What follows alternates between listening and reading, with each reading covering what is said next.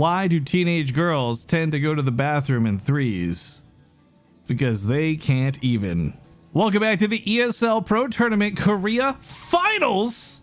This best of 5 has $300 on the line. $200 for first place, $100 for second.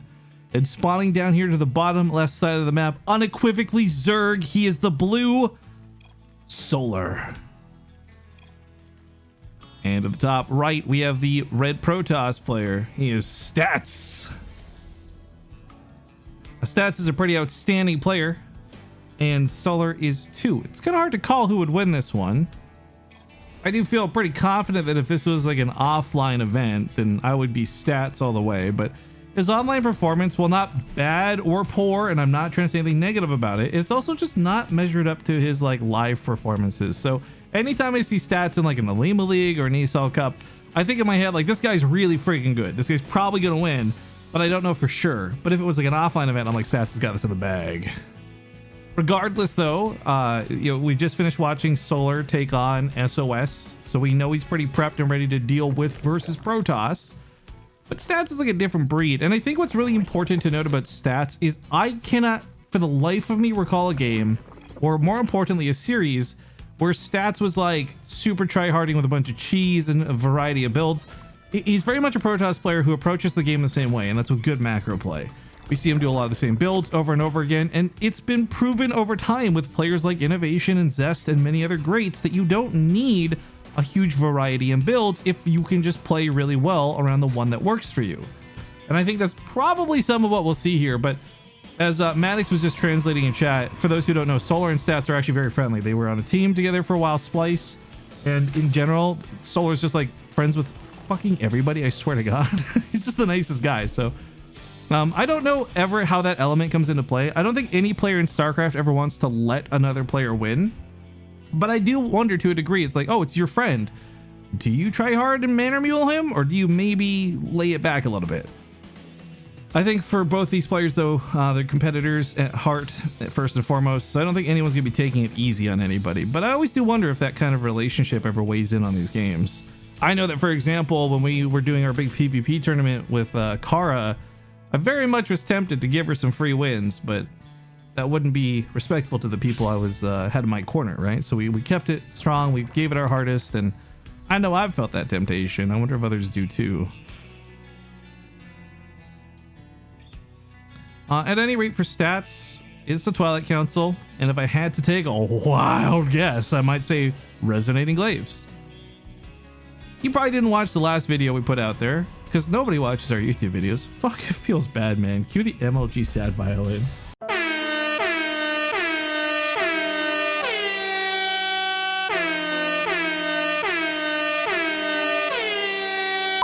But our dead channel aside, if you did watch the other cast we did of SOS versus Solar, then you know I've been talking a lot about Resonating Glaives being a very, it's flavor of the month almost feels wrong to call it, because it's really not some cheesy style thing. It is just like the new standard opener we're seeing a lot of players go for. And it doesn't have the same stigma of an all-in commitment that it's had historically through, well, since it frankly existed.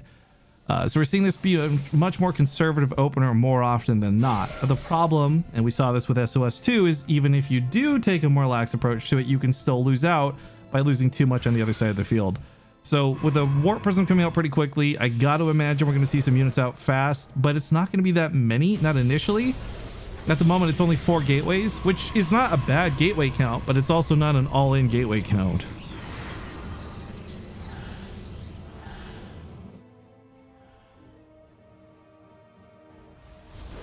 Yeah, let's continue to roam around. Stalker at the front should be able to hold the gate for as long as necessary. Probe should come from behind and build something behind it, or at least warp something new in front of it. Okay, a little bit awkward, but the Lings will be kept out of the base. Now, Stats doesn't falter. He still continues to press the attack. Resonating Glaives is seconds from finishing.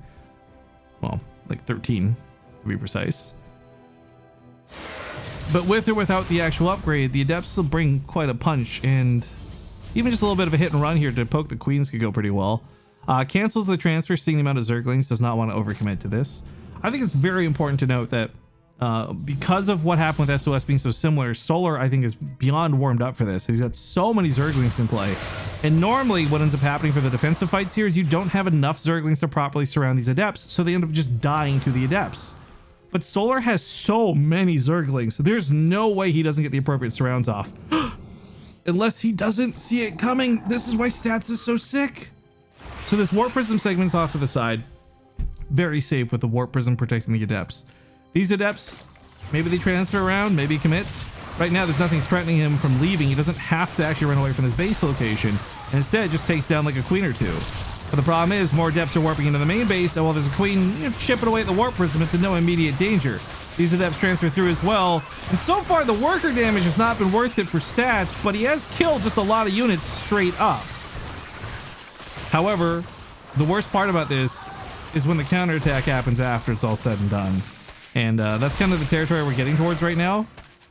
Granted, this has killed 8 drones, but this is not that many drones when you consider there's still a lot of army in play. 54 Zerglings have died. That's actually a lot more impressive in this situation.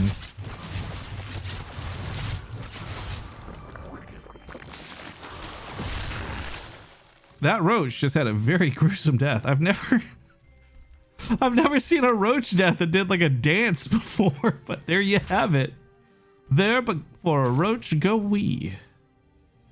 Back at home, Immortals are coming out. This is an expected response because, well, they're just good at jackhammering on top of Roaches. But I think what's really important is, well, Stats doesn't have a lot of units over here. He has enough units in this Warp Prism combined that Solar can't ignore it and go for a counterattack. He has just to sit home and try and catch these Adepts, lest he lose out on even more drones. And 35 workers is a really low count for Solar to be working off of right now. So there's not even really the fuel for a big counterattack. He hides the Adepts. Oh, he saw it with the Warp Prism. Stats is so good at this game, guys. And again, it's not because he's like cheesy or because he does like Warp Prism micro like parting. He knows how to read every situation so well. He sees exactly what he needs to, or sometimes doesn't see exactly what he needs to. And I think the real test is going to be this attack on the other side of the field, because while he's continuing the harassment back at home, there is a big attack knocking at the front door. But I feel like with 3 Immortals, well, 2 right now, but 3 Immortals potentially in several force fields, there is no shield battery. That is lacking, and it's a little worrisome. But I feel like, you know, the barriers have been popped, but the Immortals still have like most of their health still up. The shields aren't really going down too quickly. Another force field. Battery overcharge goes off too. There's the shield battery we're talking about. Booyah! Gonna focus down this battery though, but in doing so ends up yielding a lot of damage, and Solar ends up tapping out. Stats with a sick hold and killed 13 drones while that was going on. Takes game number 1. Welcome back to the ESL finals. Spawning here to the top right, we have the blue Zerg player Solar. Down 1 at a moment to an absolutely amazing defensive hold. In the bottom left, it's the red Protoss Stats, who's currently up 1-0 in the series. And again, dear YouTube viewers, I know we kind of memed about liking the video in the first game, but if you could actually hit that like button, that would be awesome. I feel like a lot of the videos we put out there, they are just Twitch recasts or like ported from Twitch. So I get that. You don't want to like that. But this one, I made this one with you in mind, baby. That sweet apple pie of mine. So please, I don't know where this is going. Just hit like, please, so I stop. Stats in game 1 did the most currently standard thing we could possibly see, and he just played really well. I think what's great is because we had just cast a series of SOS versus Solar, there's a lot to compare because it was the same styles, the same builds, the same ideas, but executed very differently. And I think one of the key things was Stats, rather than just continuing to warp in with the big mob of Adepts, you took the time to like peel off and go to the main base and find that little dead space and split Solar's army, which was already having trouble splitting versus the Adepts in the first place. So again, when I talk about Stats being a really good player for StarCraft, I really don't think of any kind of cheeky or cheesy or silly move or some like resonating glaives bullshit. He just really is a good player who knows how to read these situations very well, identify openings, and exploit them. So I love Stats. I really love watching Stats. In fact, Stats was one of the guys I really wanted on my war chest team, but that's another story for another time. I just got big respects for him. So it's really going to take a lot from Solar to come bounce back in game 2 and make sure he doesn't end up failing utterly and miserably.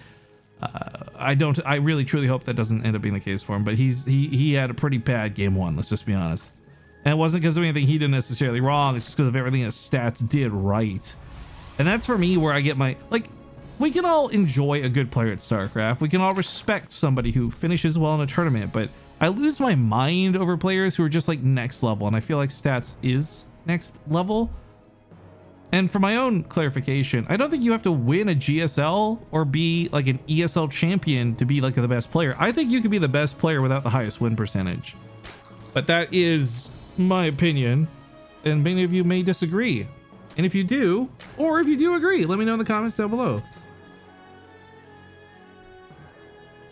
I think between Will reading all the comments and I read all the comments, we don't really miss any of the comments on YouTube. Even the shitty ones. Anyways, with Stargate being the opener for Stats, this does change up a bit, but I still feel like this is so on par with Stats. It's just, it's a safe, very standard opening. It'll let him expand to play macro if he wants to. There are some commitments you can make after the Stargate, but usually that depends on what Solar's doing. And the beauty of the Stargate is you're going to have vision most of the time to see exactly what Solar's doing. I'm still not bothered by the resonating, not resonating glaives, the revelation change on the Oracle. I saw a lot of players complaining it would be a bigger nerf than it was anything else. It seems to be pretty much just more of the same. For those who don't know what I'm referring to, in the last patch, the Oracle had the revelation ability given a cooldown, but then it costs less, and it just, I think it's better now than it was before personally.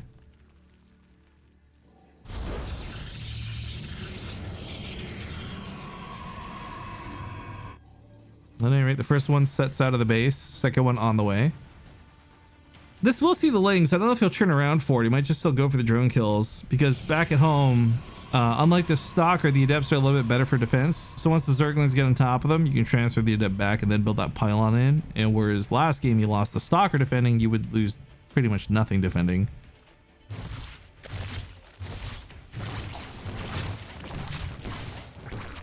Oh, Stats mishandling that. You know what the worst part is? You could see the 3 misclicks. You could see the 3 moments of indecision of I should go in, no I shouldn't, oh I should, but I shouldn't. We've all been there. You know, it's the bag of chips. You've already had a lot of food today. You're like, do I need these? Nah, but I want them, but nah. And then you end up eating them anyways. That's exactly what just happened to the Oracle. Luckily, there's backup coming with the second one. Well, technically third. Either way, 2 of these will be able to one-tap down a lot of the drones, and that'll be some quick kills for some drive-by action. I certainly think that if Stats is really worried about the third, he can bring the Oracles back home and defend if he needs to, but I don't think he really needs to. He's floating a little bit of money because, of course, that cancel there, but as we see, the third base just goes up on time.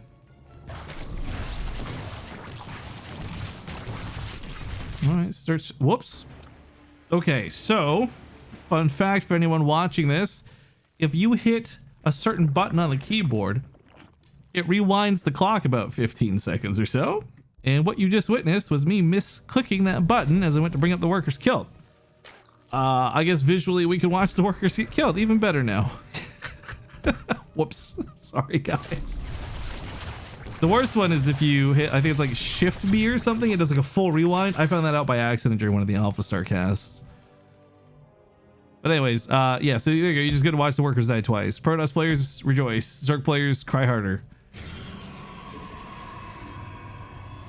It's still more Oracles, which I find fascinating, by the way, in production.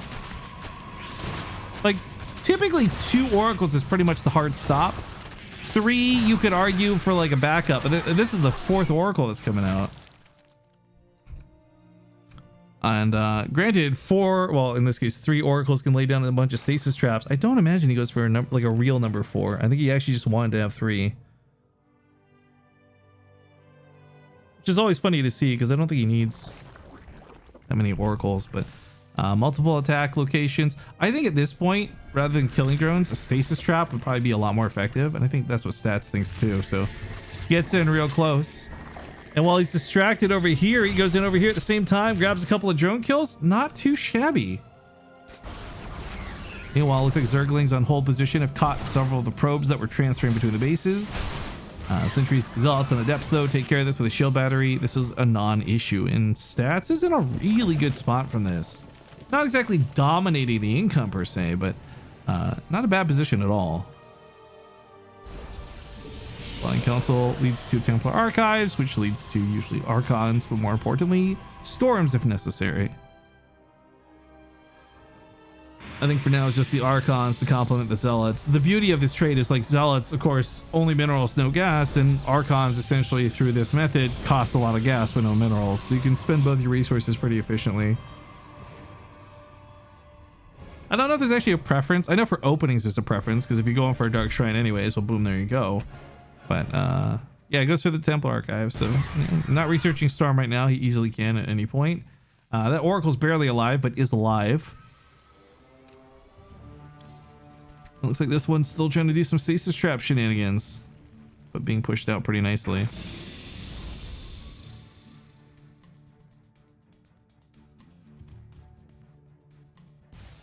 Oh, the Zerglings definitely saw that, but a little bit late to pounce on it.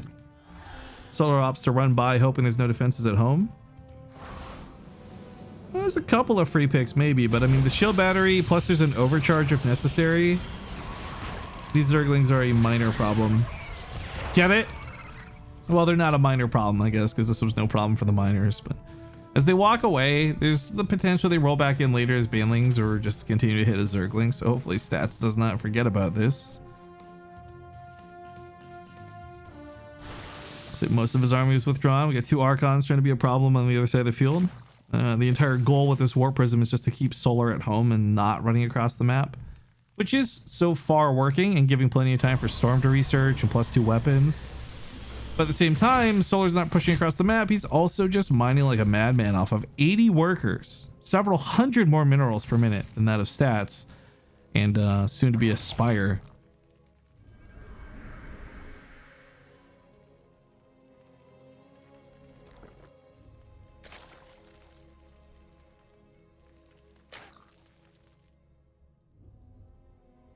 He's rolling them back home. I think setting up defensive stasis traps is going to make a lot of sense.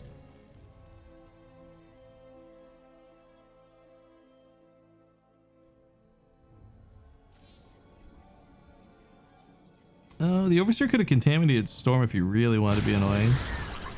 I actually think Contaminated is one of the most underutilized abilities in the game. It is so powerful in the way it can stop production. Nothing else in the game can do that. But it does cost a lot of energy, and you don't usually see a lot of Overseers made. I would be fascinated to see how that would factor, though. Like, if you're doing like a big all-in build, you got resources floating, you know, you're like 3k minerals, 2k gas. Just make like 17 Overseers. And just go contaminate every single one of the gateways if the Protoss player can't warp in any reinforcements. It'd be so gross.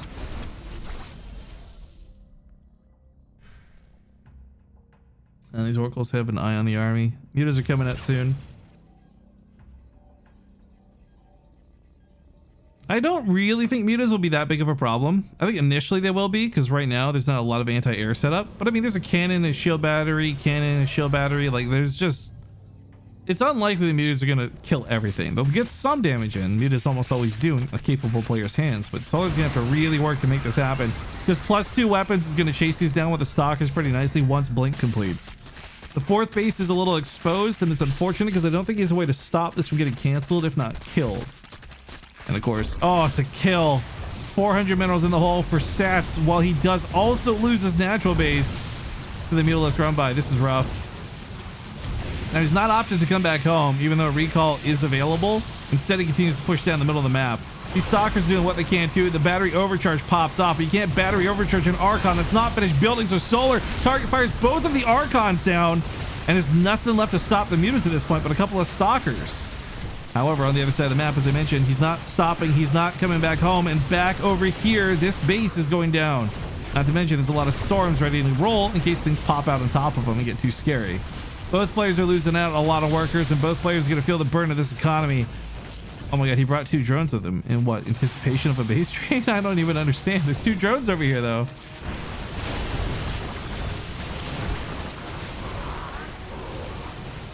Stats is definitely losing out a lot faster than Solar, and maybe not in terms of a base trade, but at least in terms of a base race, Solar does appear to be winning.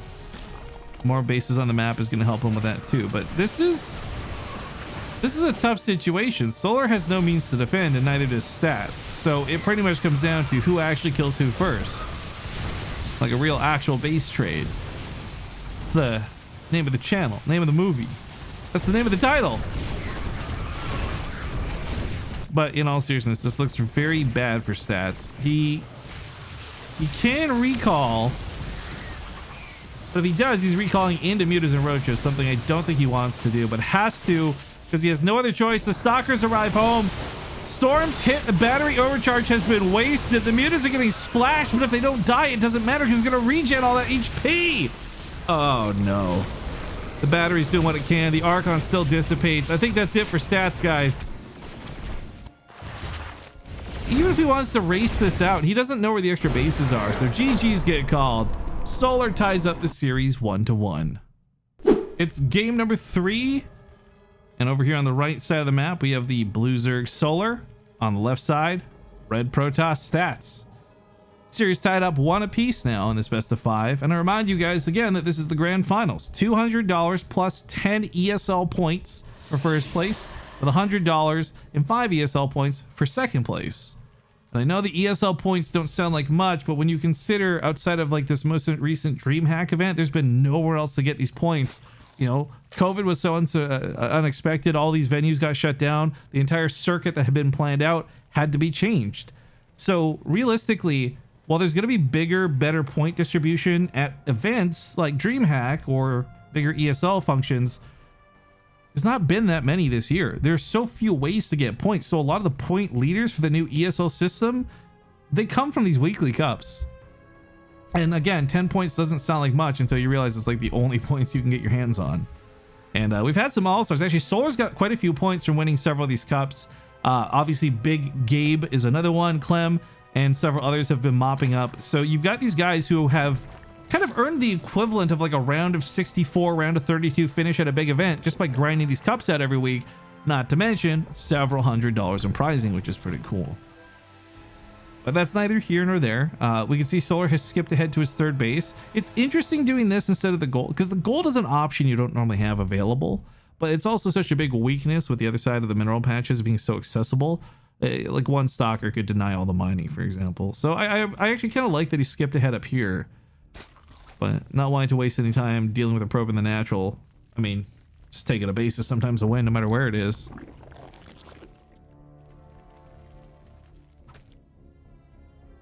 I really like this map, actually. There's so much cool potential to it. I don't know why this isn't a much more popular map amongst the pros, but I think I'm also a little biased because, of course, we had that like really insane Euthermal Rainer game. It's like the first time I ever saw Golden Wall.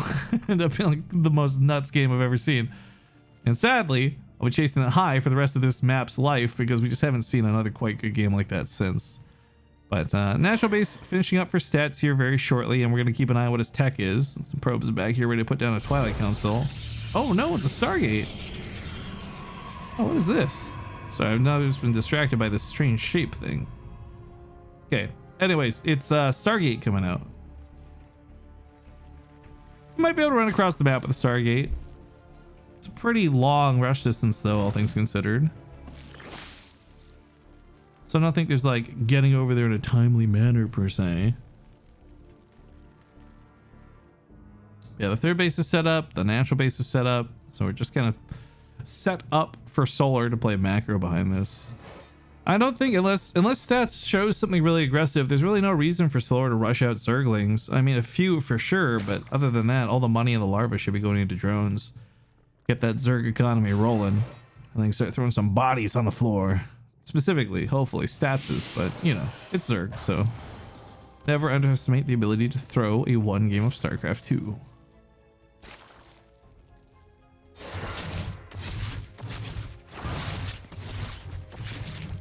Well, those adepts were the least menacing adepts of all time. Luckily, they only really take shield damage. So they'll be tip-top here in about 7-15 seconds. Again, a Zergling slips through the main base of stats. I don't know how Solar keeps doing this, but he kills a probe with it. A gas mining probe at that. Causes 2 other gas mining probes to waste time killing it. And that might not seem like a lot. When you only have 2 geysers, though, that is almost half of your gas income disrupted. Oh, nice catch on the adept there. Oracle gonna hit into Solar's base, but there's a Spore Crawler here. Same with the Queen, so damage here. It'll probably be like 2 or 3 drones at max, I would imagine. And pulls the 2, just walks away.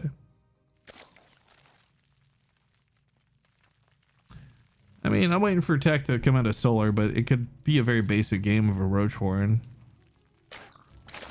I'm not too keen on giving roaches credit, but Zerg players who get the macro to max out on roaches like 7-8 minutes into the game are always impressive in my books. And well, admittedly, we're not there yet. We're kind of getting there.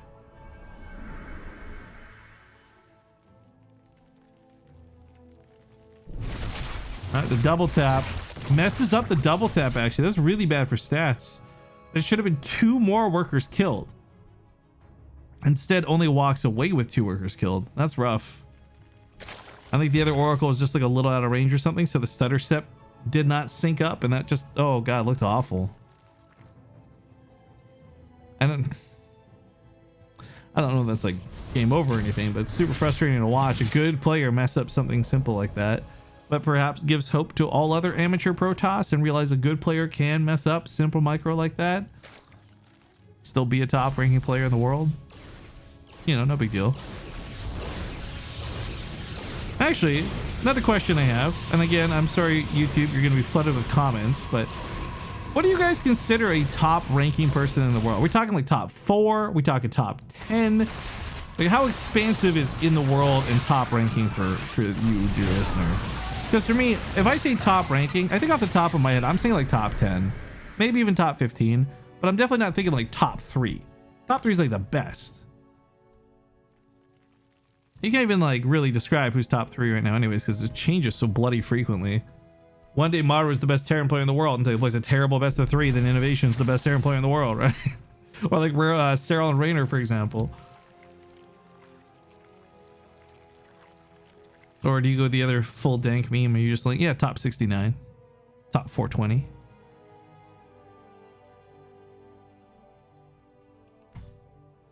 Anyways, Spire is going to be the weapon of choice. And this third base was scouted quite early on. So it's no surprise that Solar's poking around down here.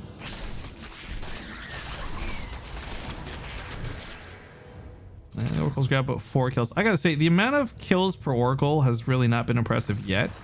But if over the course of the next 10 minutes he keeps getting 4 workers here and 4 workers there, then it can, yeah, be a little bit more justifiable.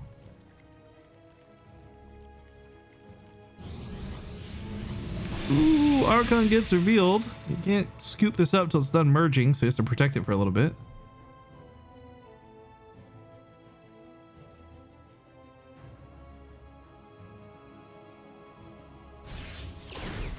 Oh, I didn't realize this Phoenix was killing Overlords with this one on, by the way. It's got about 3 of them so far. Not bad, dude.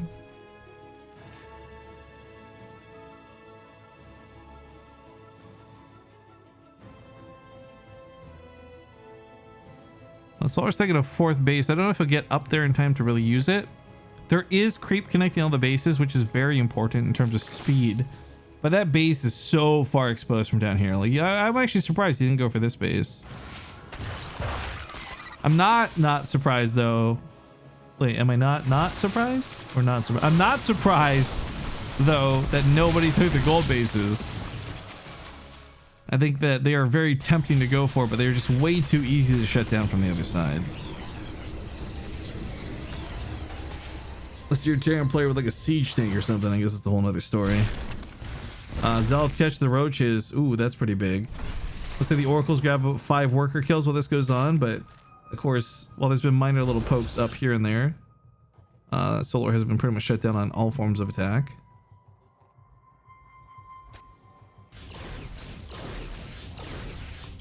I'm very interested in the continued production of the Phoenix here. Don't get me wrong, I really like Phoenix. Their crowd control capabilities are one of a kind and one of the most powerful in the game. But they're not really needed, per se. They'll help, sure. But this isn't a situation where like you need to dive in and pick up a very explicit unit like a siege tank or an infestor or something. Okay, Solar's actually building corruptors as we speak. It'll fare pretty well. Got really high base armor, so they don't take much damage. This drive-by looking to do some shots though. Loses one of the Oracles. Might even lose 2. Oh, if he he just targeted the left one. No, he's targeting both. Oh, he got greedy against neither. That should have been at least 1 kill, in my opinion. Like, without a doubt, that should have been 1 kill. But hey, 2 survive. That's good. That's big for stats. He could use little W's where he can pick them up.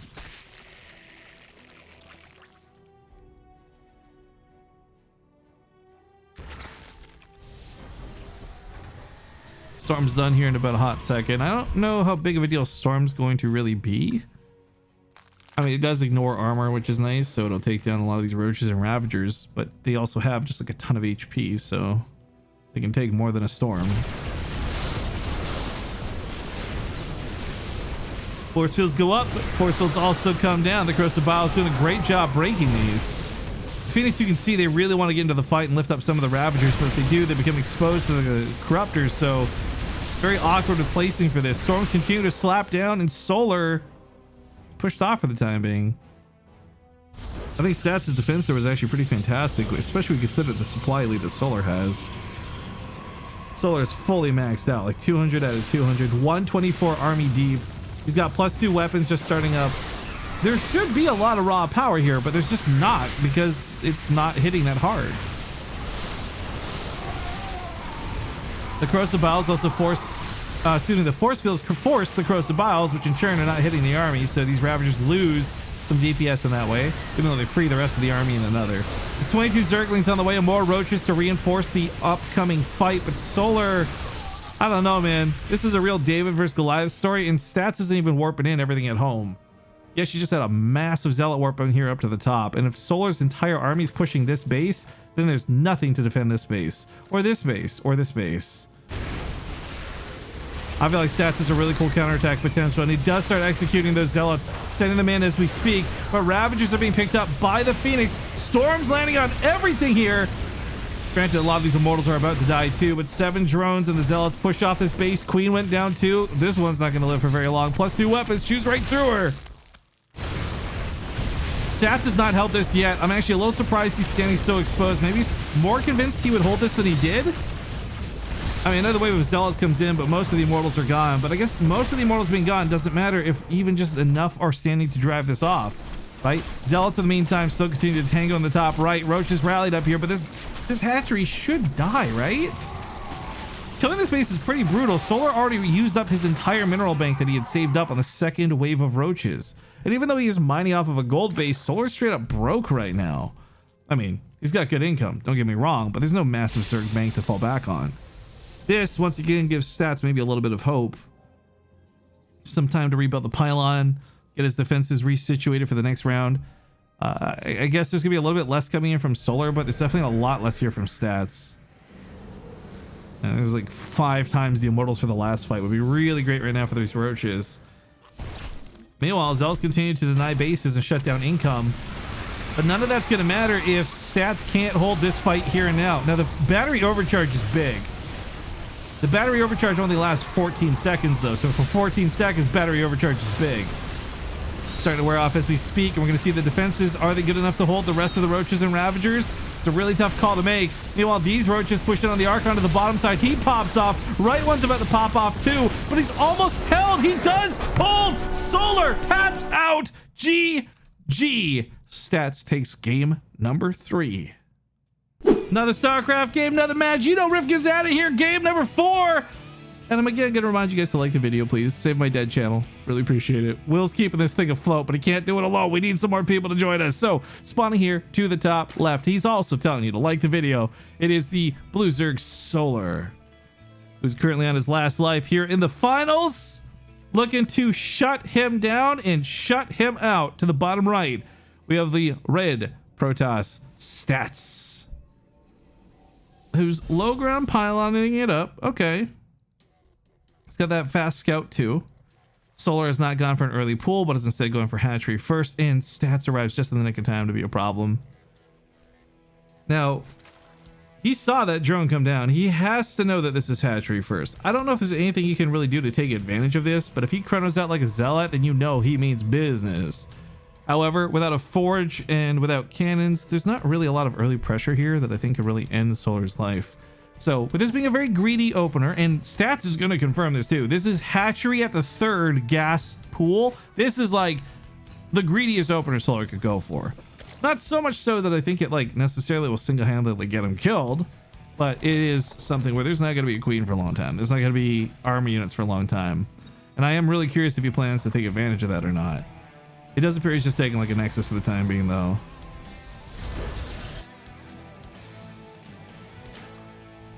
Because Stat's could have very easily taken this probe, sauntered off to the side about like a pylon here and gone for some kind of proxy play, but he's just going to keep it close to the vest. As I said, Stats is a very just straightforward player. He doesn't rely on a lot of gimmicks, and while I would have loved to have seen him gimmick the heck out of somebody who played like this for the opener, he just takes his nexus. He's just good to go. Meanwhile, in the main base, we'll see that production pick up too once the Cyber Core finishes. I'm going to go ahead and just guess Stargate because it's safe, but we've seen a nice variety of builds from Stats, at least in terms of his openers.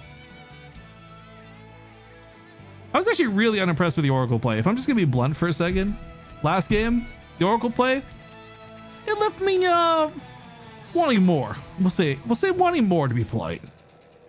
Oh wait, is that 8 circlings instead of 6? Hold up. Is Solar going to cut drones? Like if Solar keeps making drones, then this is just like him making too many circlings, right? Whatever. Having like 4 to 6 makes sense to have them on the field roaming around, checking for depths, checking for pylons, but he's still making more and he's not building drones. Are the Queen's going to start marching? Is he going to go all in with this? He goes for an inject. It's not a lot of creep to work with here. Third base at the natural, but this could just be a larva factory because really Solar's on 19 drones. No player does this unless they're either making a mistake or going all in. And Solar's not want to make a mistake. So he's going to go all in. And frankly, Stats doesn't have a very impressive front line. In fact, his gateway wall is pretty standard here. There's no shield battery. Of course, he has no idea that this is going to be all in. How would he know? So hopefully his reaction time is quick, and more importantly, hopefully that stalker stays put. Do not leave the wall, because he needs to hold the door. Sentry's about to spawn too. Well, not about to, but the sentry's on the way. If he can get a force field out, he could clutch this. But just to be clear, guys, because of Solar's actions, if Stats can hold this, like, he wins. Oh, that easier said than done, but Solar's super all in with this, and he's almost down like 12 workers alone because of this. But more gateways are coming in to layer the backside. Force field's going to be available. Pops it up to save the Cyber Core, which means he saves Warp Gate. Oh, that's so sick. Solar type something, but I don't know what it was. This is probably a little bit of a grumpy grump thing to write, because that's it, man. There's no way he breaks this. Shield battery's done. Overcharge pops. He saves the Cyber Core. He's insane. Oh, the timing on this is so anti-Solar. 2 sentries and this Immortal just jacket. Yeah, that's it. GG. What a hold for the final game. Stats takes this series 3-1, and he's your ESL champion for the Korean Cup. Thank you guys so much for watching. I look forward to reading your many comments down below, and I'll see you for the next one.